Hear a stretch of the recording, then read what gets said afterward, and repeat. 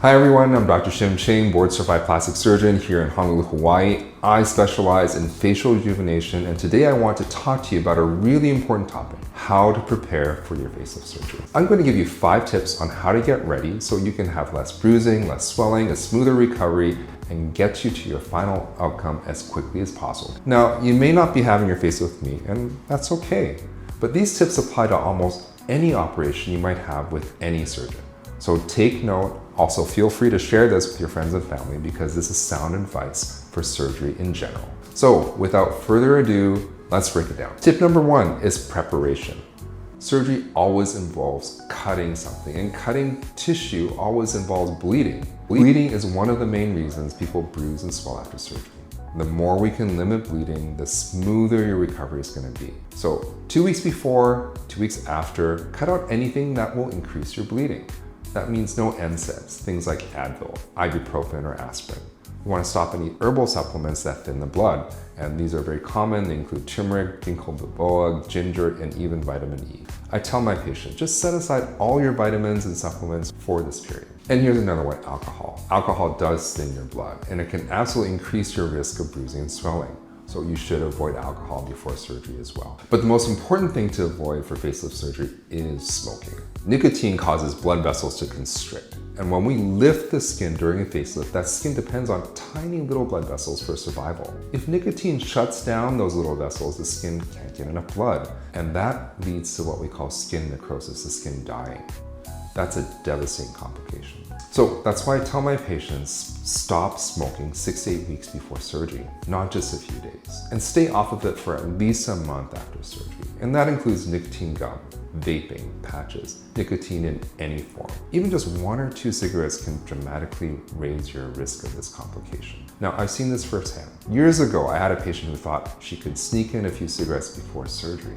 The surgery went perfectly, everything looked great in the operating room, but at her follow-up, her skin edges weren't getting enough blood and started to break down. It was heartbreaking and avoidable, so please take this advice seriously. If you've been looking for the right reason to quit smoking, facelift surgery is definitely it. Tip number 2, vitamins. The second big thing is using the right vitamins and supplements to support your recovery. I recommend something called Bromelain, found in pineapples, which is a natural anti-inflammatory that reduces swelling. Vitamin K is another important one. Some diets are low in vitamin K, which supports healthy clotting.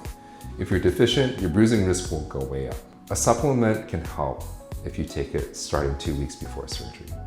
And then there's Arnica, Arnica montana. Arnica is a natural remedy that helps reduce bruising and swelling. Start a couple of days before surgery and continue for about a week after. Now, none of these things will replace good surgical technique, but these really do make a noticeable difference in how quickly you bounce back after surgery. Tip number 3 is elevation.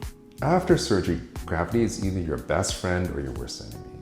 If you lie flat, swelling and fluid pool in your face. If you stay elevated, fluids drain downwards and swelling will improve faster. So sleep with your head elevated. That might mean 2 or 3 pillows, a wedge pillow, or even adjustable bed if you have one. And it's not just sleep. Even during the day, sitting upright in a chair is going to be better than lying flat.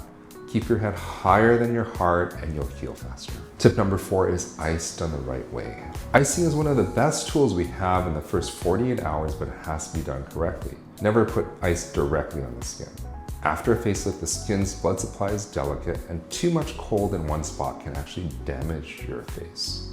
Instead, use cold compresses, gel packs, something that you can find on Amazon. If you have to use ice, you can wrap it in a towel. There are also full face gel masks that contour the face, and that's what I recommend. Those work great. Short, frequent icing sessions in the first couple of days go a long way in keeping swelling and discomfort down. Careful though, if your surgeon has done fat grafting, we don't recommend icing as this may affect the survival of grafted fat. Tip number 5 is to rest smart. Yes, you need to rest after surgery, but rest doesn't mean lying in bed all day.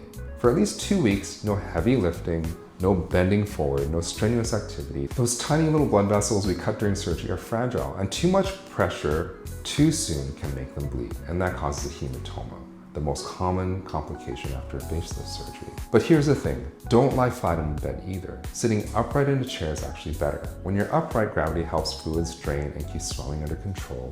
And if you're flat, fluid just sits in your face and makes that swelling worse. So the rule is take it easy, but stay upright. Keep your chin elevated, stay calm, avoid stress, and give your body that time to heal. So there you have it, my 5 big tips to prepare for your facelift. Eliminate anything that increases bleeding. Use vitamins and supplements like Bromelain, vitamin K, and Arnica. Sleep and rest with your head elevated. Ice the right way. You want to rest smart, easy, but upright. I believe if you follow these tips, you'll recover faster with less bruising and swelling and get to your final results more comfortably. Most importantly, trust your surgeon and trust the process. First couple of weeks can feel rough, but the payoff is going to be worth it. A facelift can take years off your appearance and help you look as young as you feel. If you found this helpful, make sure you subscribe. I share new videos every week on plastic surgery, facial rejuvenation, and skin health. Share this with your friends and family too, so they can benefit from it.